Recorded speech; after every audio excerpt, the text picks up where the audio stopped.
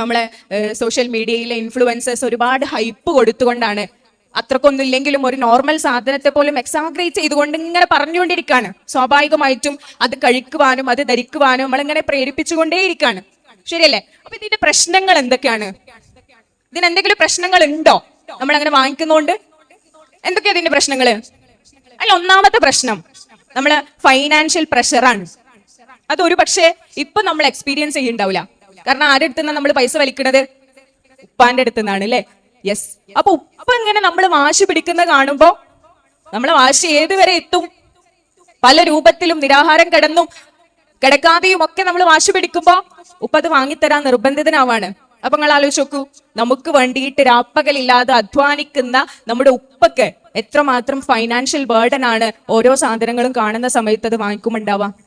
ഇത് കുറച്ചു കഴിഞ്ഞാല് നമ്മളും സമ്പാദിക്കാൻ തുടങ്ങും അല്ലേ? നമ്മളും സമ്പാദിക്കാൻ തുടങ്ങുമ്പോ ഓരോന്ന് കാണുമ്പോഴും ഗൂഗിൾ പേ ഉള്ളതുകൊണ്ട് കുറച്ചുകൂടി സൗകര്യമാണ് അല്ലെ? ഓരോന്ന് ഓർഡർ ചെയ്യാനും ഒക്കെ നമ്മളും തുടങ്ങും.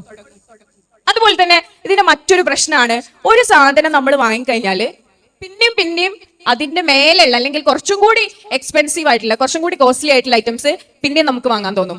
ഒന്ന് വാങ്ങിയിട്ട് നമ്മൾ ആരെങ്കിലും നിർത്തുവോ? അല്ലെങ്കിൽ അതിൽ ഭയങ്കര സാറ്റിസ്ഫൈഡ് ആയിട്ടാ എനിക്ക് സന്തോഷമായി ഇനി ഒന്നും വാങ്ങണ്ട എന്ന് വിചാരിക്കോ? ഇല്ല.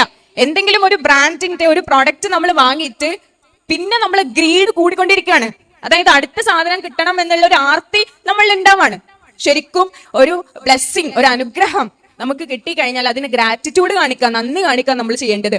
പക്ഷെ അതിനപ്പുറത്തേക്ക് ഇനിയും എനിക്ക് സമ്പാദിക്കുകയും അത്തരത്തിലുള്ള സാധനങ്ങളൊക്കെ വാങ്ങിക്കണം എന്ന് തോന്നുകയാണ്. സോഷ്യൽ മീഡിയയിലൊക്കെ ഏതെങ്കിലും ഒരാള് ഒരു വലിയ കാർ വാങ്ങുമ്പോഴേക്ക് അല്ലെങ്കിൽ ഏതെങ്കിലും എക്സ്പെൻസീവ് ആയിട്ടുള്ള പ്രോഡക്റ്റുകൾ വാങ്ങുന്ന സമയത്ത് കുറെ പൈസ ഉണ്ടാക്കിയിട്ട് വേണം എനിക്കും ഒരു ലിപ്സ്റ്റിക് വാങ്ങാൻ.